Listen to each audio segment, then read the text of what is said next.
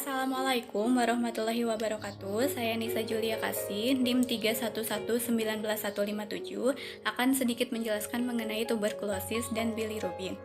Tuberkulosis adalah penyakit menular yang disebabkan oleh bakteri Mycobacterium tuberculosis. Sebagian besar menyerang paru-paru dan dapat menginfeksi organ lain di dalam tubuh seperti pada tulang, usus, atau kelenjar. Bakteri ini memiliki ukuran 0,5 sampai 4 mikron kali 0,3 sampai 0,6 mikron dan berbentuk batang tipis, lurus atau sedikit melengkung, butiran atau tanpa cangkang, tetapi memiliki lapisan luar yang tebal terdiri dari lipid. TBC akan menimbulkan gejala berupa batuk yang berlangsung lama atau lebih dari 3 minggu. Biasanya batuknya berdahak dan terkadang mengeluarkan darah.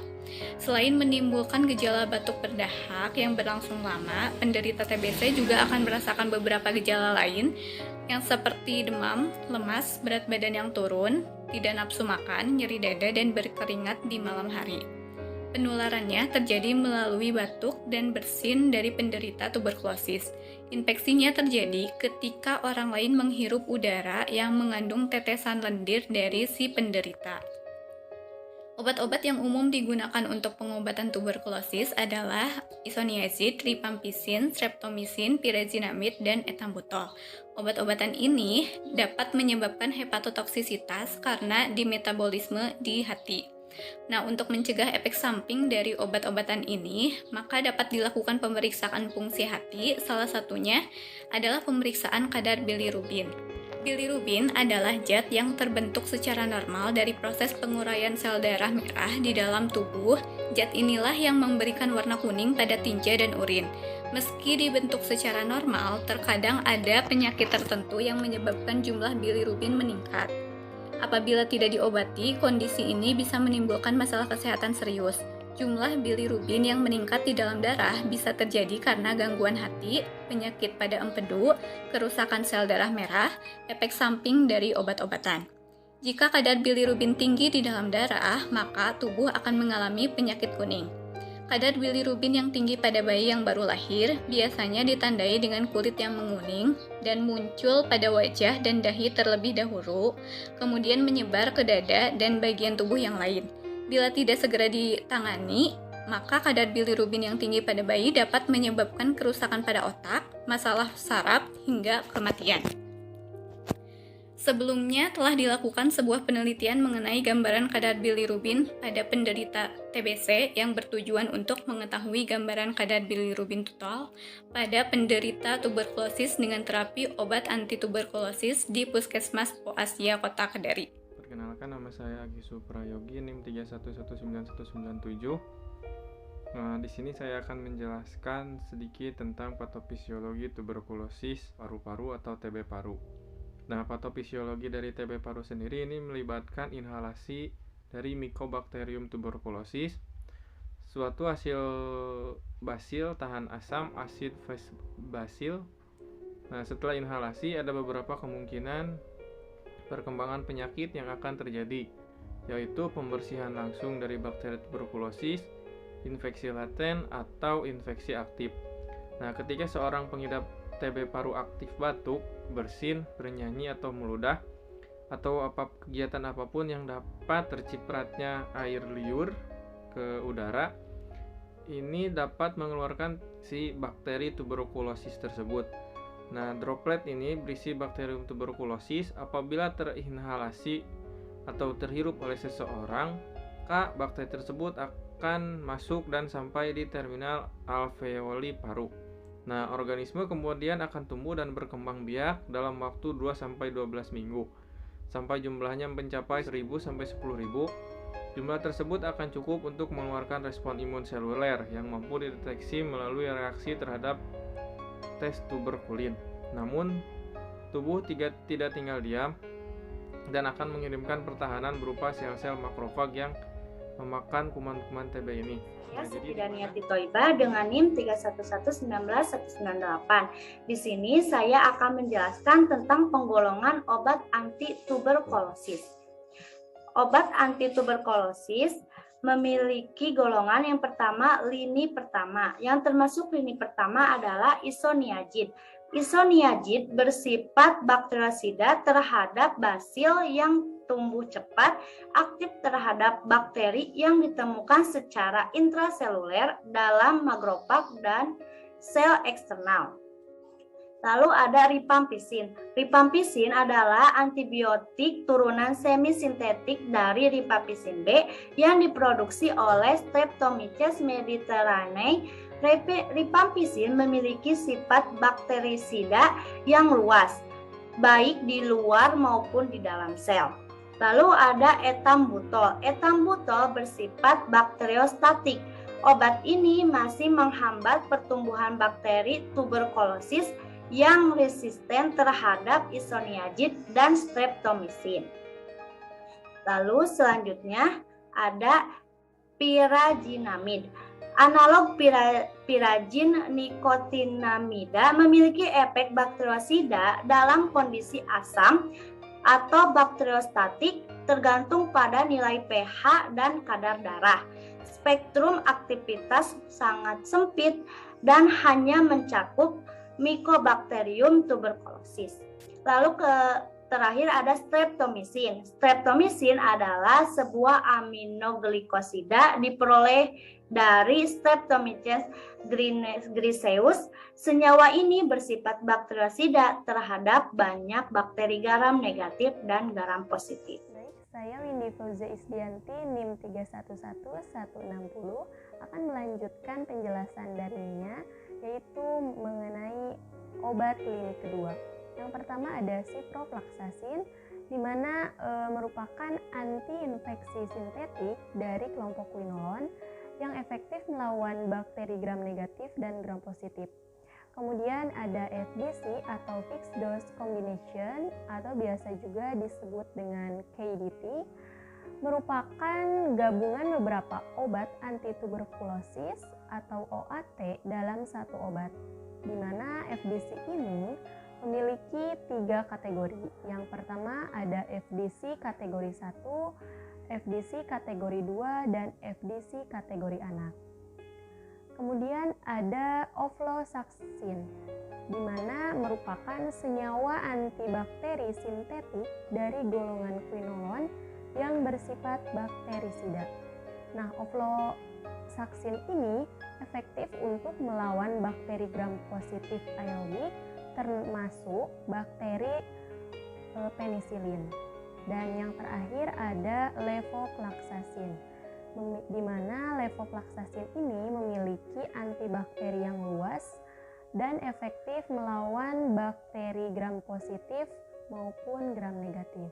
Sekian dari saya Anindya Nur Alifanisa dengan NIM 31119184 akan mempresentasikan mengenai mekanisme obat anti-tuberkulosis.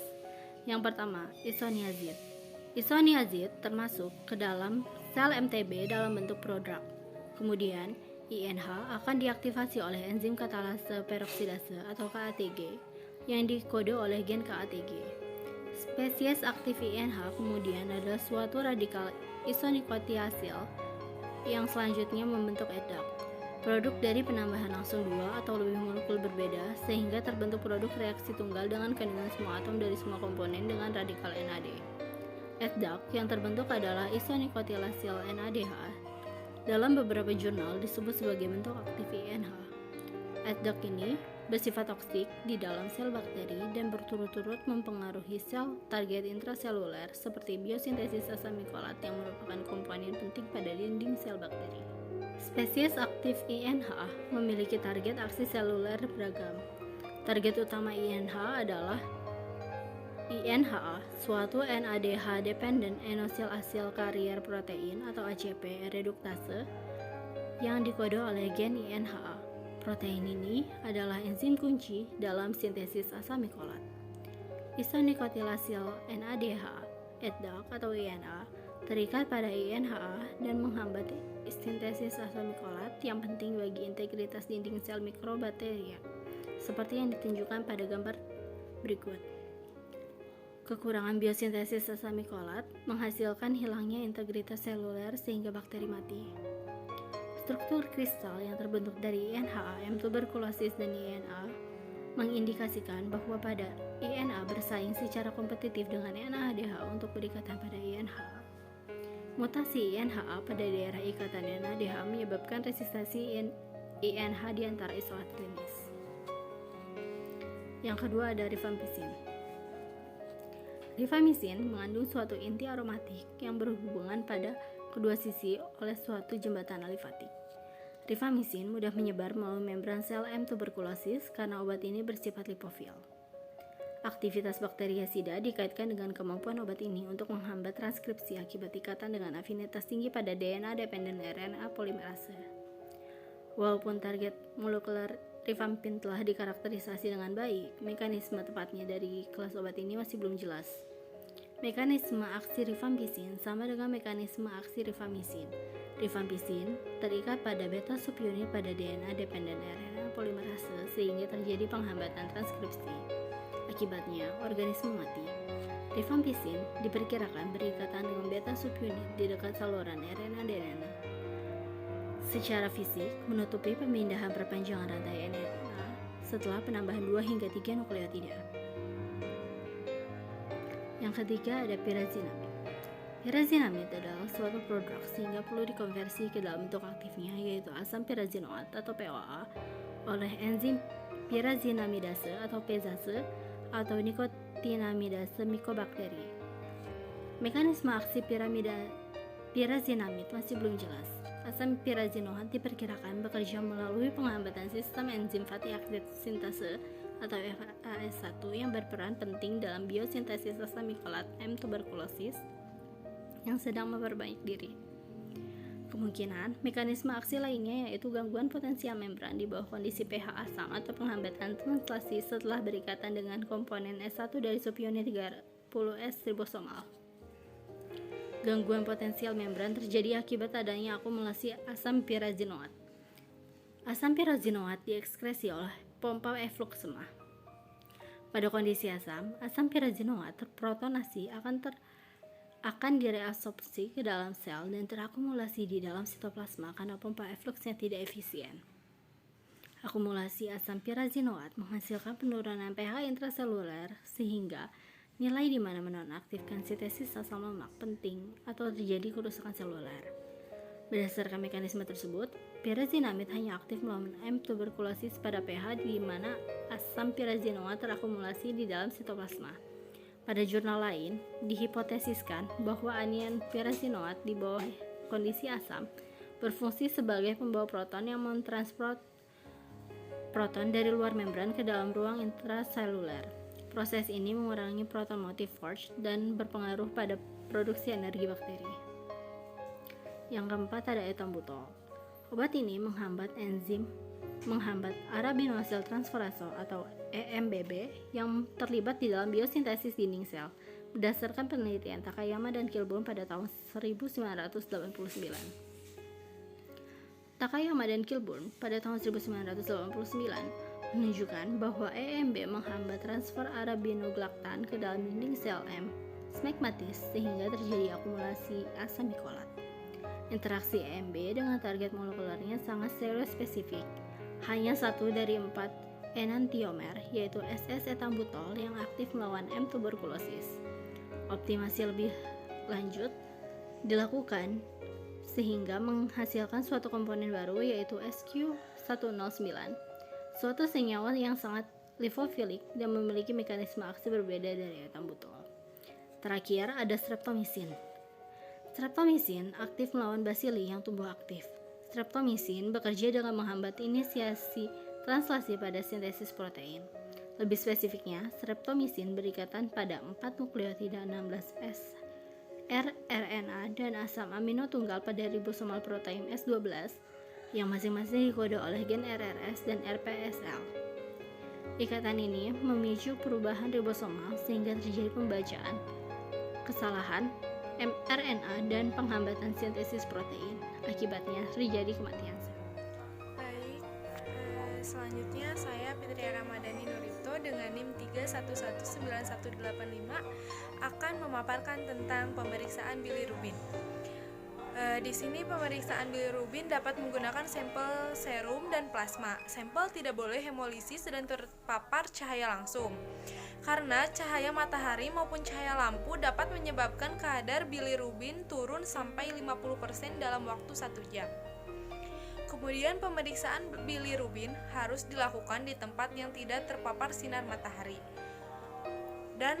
dan tidak terpapar dari lampu agar terhindar dari faktor risiko. Sampel harus disimpan di tempat yang gelap pada suhu rendah atau menggunakan tabung yang dibungkus dengan kertas gelap atau aluminium foil.